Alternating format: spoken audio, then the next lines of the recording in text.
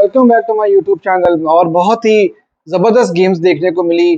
पहली आर्सेनल और Manchester United की, उसके ऊपर हम बात करेंगे, उसका रिव्यू करेंगे। और दूसरी ऑफ कोर्स ओसासुना वर्सेस बार्सिलोना का जो गेम था उसका भी हम रिव्यू करेंगे। तो दोनों गेम्स बहुत अच्छी हुई, बहुत एंटरटेनिंग गेम्स थी। तो पहले स्टार्ट कर लेते हैं हम लोग आर्सेनल और मैनचेस्टर यूनाइटेड से। एक बहुत ही एंटरटेनिंग गेम थी, और जिस तरह पिछले कुछ सालों से हम देखते आ रहे हैं कि जो टॉप 4 टॉप 6 टीम्स हैं प्रीमियर लीग में, वो कुछ इसी तरह के मैचेस ही प्रोड्यूस करके दे रही हैं हमें।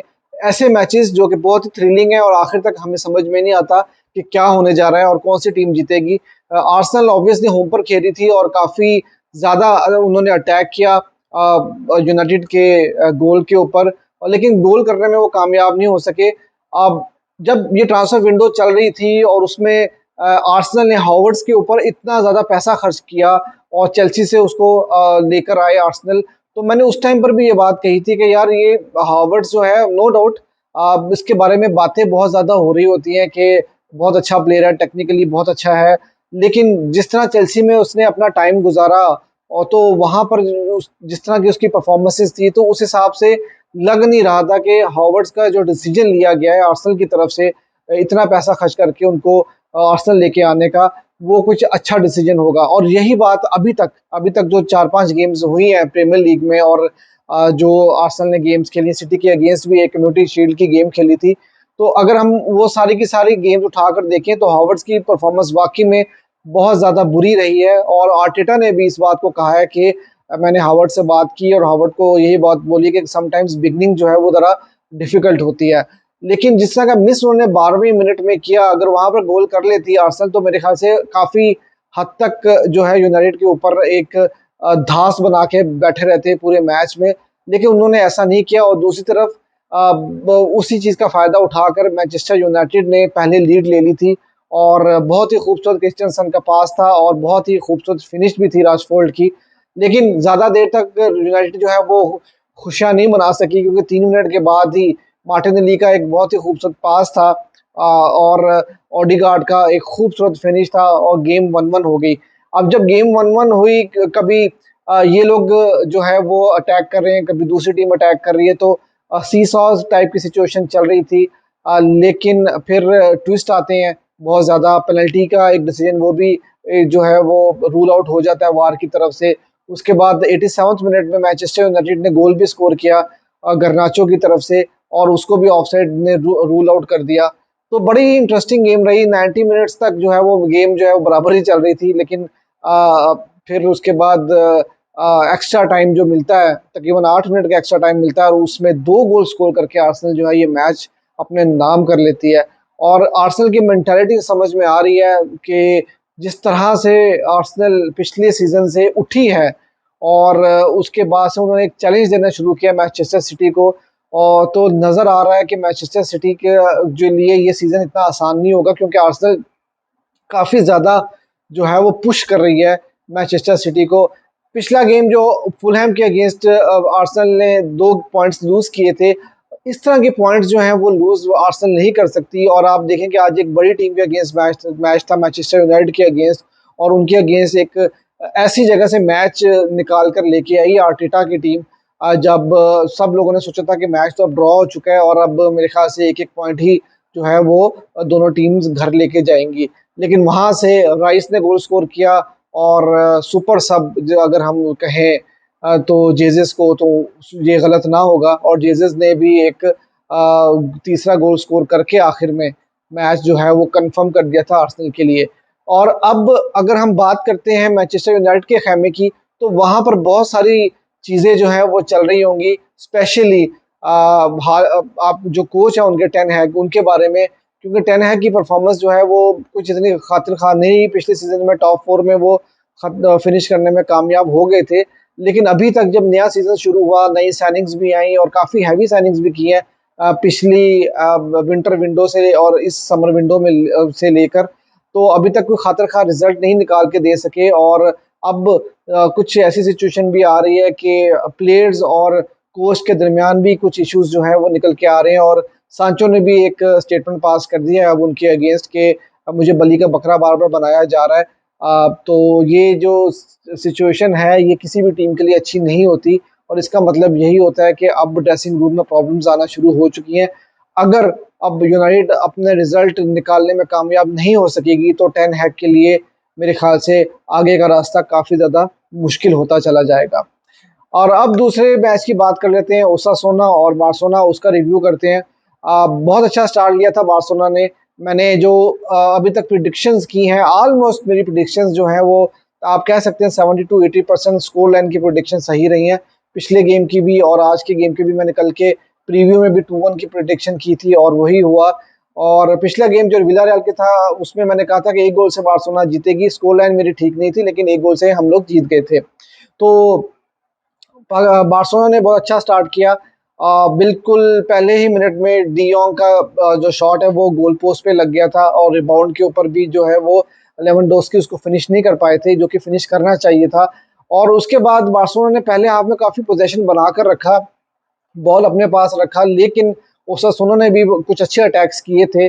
और बार्सिलोना जो उनका एक ऑर्गेनाइज्ड डिफेंस था, जिसका मैंने कल प्रीव्यू में भी ये बात कही थी कि काफ़ी ऑर्गेनाइज्ड डिफेंस है। 4 डिफेंडर्स के साथ खेलते हैं, बाज़ दफ़ा 5 डिफेंडर्स के साथ भी खेलते हैं। और जो ओसासुना की टीम है वो मोस्टली अपने डिफेंसिव मिडफील्डर को जो है वो ज़्यादातर डिफेंस के साथ अलाइन करके खेलती है। और यही सारा कुछ हुआ। बार्सिलोना ने जो स्टार्ट किया था वो लाइनअप आप स्क्रीन पे देख सकते हैं। 4-3-3 स्टार्ट था। ऑलमोस्ट सेम टीम वही खेली थी जो पिछले मैच में खेली थी, सिर्फ अलोंसो की जगह पे बल्दे आए थे और लामिन यमाल ने स्टार्ट किया और बहुत अच्छी परफॉर्मेंस रही उनकी। क्लियर कट 3 चांसेस उन्होंने बहुत अच्छे क्रिएट करके दिए थे। अनफॉर्चुनेटली उस पे गोल नहीं स्कोर हो सका। और लेवेंडोस्की की जो गेम है वो थोड़ी-सी बेहतर होने की ज़रूरत है, लेकिन आज वो पिछली गेम्स की निस्बत काफ़ी ज़्यादा जो है वो गेम में इन्वॉल्व नज़र आए, कुछ एक्टिविटी करते हुए नज़र आए, वरना मोस्ट ऑफ द टाइम जो है वो यही वेट कर रहे होते हैं बॉक्स में कि उनको बॉल मिलेगा और वो फिर उसके ऊपर जो है रिएक्ट करेंगे। लेकिन आज की गेम में वो उनकी इन्वॉल्वमेंट काफ़ी थी, थोड़ा डीप भी खेल रहे थे, थोड़ा वाइड भी खेल रहे थे।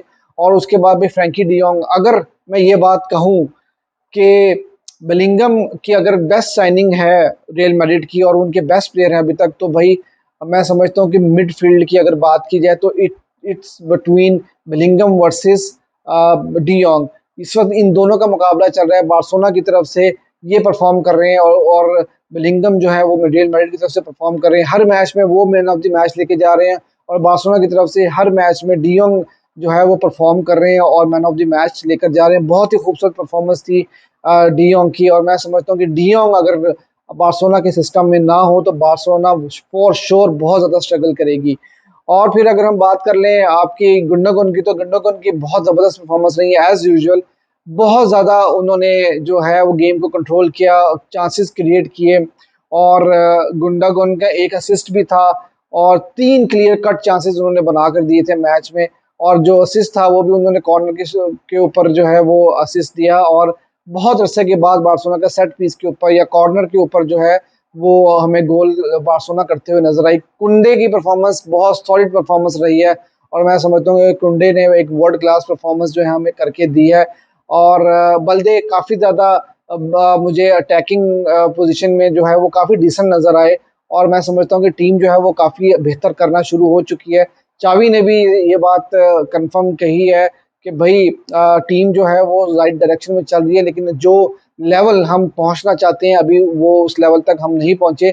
और मैं ये समझता हूँ कि ये एक आपका जो है एक ऐसा एक प्रोग्रेशन जो है वो चलना चाहिए और आपको जो एक अपना टाइम देना पड़ेगा इस टीम को। जब एक नए प्लेयर्स आपके साथ आते हैं, जैसे 2-3 नए प्लेयर्स ने डेब्यू भी किया, जो कैंसेलो ने, फेलिक्स ने और मार्टिनेज ने, तो जब ये नए प्लेयर्स आपके साथ आते हैं तो फिर आपको थोड़ा सा टाइम देना पड़ता है ताकि वो सिस्टम में एडजस्ट हो सके।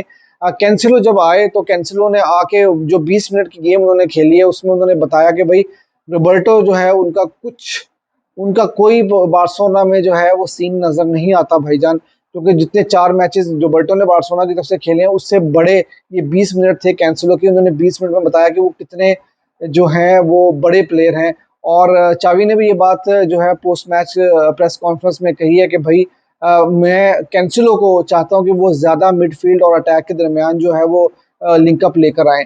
और बाकी गावी की 100th गेम थी, पता ही नहीं लगा कि उन्होंने 100 मैचेस बार्सिलोना की तरफ से खेल लिए। 18-19 साल के प्लेयर हैं, उनके कान की इंजरी भी थी उनको, और गावी जो है वो पूरी पूरी एनर्जी लेके आते हैं टीम में। और मैं समझता हूँ कि इस तरह का प्लेयर जो है ना वो आपका होना चाहिए। बहुत सारे लोग इस चीज़ से एग्री नहीं करते, लेकिन गावी जैसा प्लेयर जो है ना वो हर वक्त आपको हर जगह पर जो है वो नजर आएगा, जान मारता हुआ नजर आएगा। वो प्रेस भी करते हैं जबरदस्त किस्म का, और उसके बाद से जो वो एनर्जी लेकर आते हैं ना वो पूरी टीम को उठा के रख देता है। और अगर हम दूसरी बात करें कि रफीनिया को नहीं खिलाया गया, जैसा मैंने आपको पहले एक बात कही थी कि जिस तरह लामीन यमाल परफॉर्म कर रहे हैं इस टाइम पर, इतनी छोटी उम्र में, मैं समझता हूँ कि वो एक एक ऐसा मैसेज उन्होंने दिया है अपने टीममेट्स को, चाहे वो आंसू फती हो, चाहे वो फेरैन टोरेस हो। नो डाउट फेरैन टोरेस काफ़ी ज़्यादा इंप्रूव प्लेयर हैं, चाहे वो फेरैन टोरेस हो, चाहे अब्दे हो। उन्होंने एक मैसेज दिया था कि भाई मैं 16 साल का प्लेयर हूँ और मैं जो हूँ वो ये सब कुछ करके दे सकता हूँ, तो आपको भी वो मैच्योरिटी लेके आनी चाहिए। और रफीनिया ने अपने पाँव में खुद कुल्हाड़ा मारा था, वो रेड कार्ड लेकर 2 मैचेस के लिए वो बाहर हुए। लामीन यमाल को मौका मिला और उन्होंने उस मौके का पूरा पूरा फ़ायदा उठाया, और आप देखेंगे रफीनिया को अब 90th मिनट के अंदर लेकर आया गया था। अब जब 90 मिनट में रफीनिया को लेके आया गया, तो आई एम श्योर कि रफीनिया भी जो है वो अब आगे जाके कुछ ना कुछ प्रॉब्लम क्रिएट करेंगे, क्योंकि उनको भी एक इशू है कि मुझे जो है वो प्लेइंग टाइम नहीं मिल रहा। लेकिन जब एक प्लेयर इतना अच्छा परफॉर्म कर रहा है एक छोटी सी एज में, 56 मिनट में लामीन यमाल को जो है सब कर दिया गया था, लेकिन फिर भी जब लेवेंडोस्की की जगह पर रफीनिया को 90th मिनट में जाकर लेकर आया गया, तो इसका मतलब ये है कि जो लामीन यमाल आपको परफॉर्म करके दे रहे हैं, जो क्वालिटी वो प्रोवाइड करके दे रहे हैं, वो क्वालिटी हम मिस कर रहे थे काफ़ी ज़्यादा अरसे से। और मैं यही बात बोल रहा था कि रफीनिया बार्सिलोना के लिए अभी तक उन्होंने कोई इतनी खातिर खा परफॉर्मेंस नहीं दी, और जो बार्सिलोना को जिस तरह की विंगर्स की ज़रूरत होती है वो चीज़ लामीन यमाल ही प्रोवाइड करके दे रहे हैं। रफीनिया ने अभी तक वैसी परफॉर्मेंस नहीं दी थी। अब जैसा मैंने बताया कि रेड कार्ड लेके उन्होंने जो खड़ा मारा था अपने पाँव पे, वो जगह अपनी उन्होंने मिस कर दी। और मुझे यही लगता है कि लामीन यमाल जो है वो ही अब बार्सिलोना के जो स्टार्टिंग लाइनअप में हुआ करेंगे, और रफीनिया जो है उनको बाद में बेंच से आकर मौका मिला करेगा। फिर उसके बाद कैंसिलो की परफॉर्मेंस के बारे में मैंने आपको बताया कि बहुत ही डिसेंट परफॉर्मेंस थी। एक वर्ल्ड क्लास प्लेयर बहुत अरसे बाद बार्सिलोना की तरफ से राइट बैक के पोजीशन के ऊपर खेला। मेरे ख्याल से दानी अल्वेस के बाद से एक जो खला पैदा हो गया था ना, उसको पूरा किया। और कैंसिलो ने, जो फिलिस के बारे में चावी ने ये बात बोली है कि वो उनको स्ट्राइकिंग पोजीशन के ऊपर ट्राई करने की कोशिश करेंगे। देखते हैं कि वो इसके ऊपर मतलब सही चलते हैं कि नहीं चलते हैं। लेकिन जो मुझे बहुत अच्छी बात लगी वो कैंसिलो की लगी। कैंसिलो का प्रॉब्लम मैनचेस्टर सिटी में और बायर्न म्यूनिख में यही आ रहा था कि जी उनका एटीट्यूड का बहुत ज़्यादा इशू है। लेकिन जब वो बार्सिलोना में अभी एक गेम उन्होंने 20-25 मिनट की खेली है, तो वहाँ पर उन्होंने जो पैशन दिखाया है, और जो जिस तरह सेलिब्रेशंस उन्होंने किए हैं, जिस तरह से वो फैंस के साथ मिले हैं, उससे ये लगता है कि यार वो मतलब वो एटीट्यूड का जो इशू है वो बार्सिलोना के ड्रेसिंग रूम में शायद नहीं लेकर आएंगे, और वो अगले सीजन में बार्सिलोना की तरफ से ही खेलना चाहेंगे और परमानेंट ट्रांसफर चाहेंगे। तो ओवरऑल डिसेंट परफॉर्मेंस थी बार्सिलोना की। पेनल्टी के ऊपर बार्सिलोना ने दूसरा गोल स्कोर किया था। 1-1 जो है वो ओसासुना ने कर दिया हुआ था। और बार्सिलोना अगर पेनल्टी पे बार्सिलोना को ना मिलती तो बार्सिलोना मुश्किल में था। बार्सिलोना ने अभी भी जितने भी मैचेस जो हैं वो जीते हैं वो बड़े ही स्लिम मार्जिन से जीते हैं।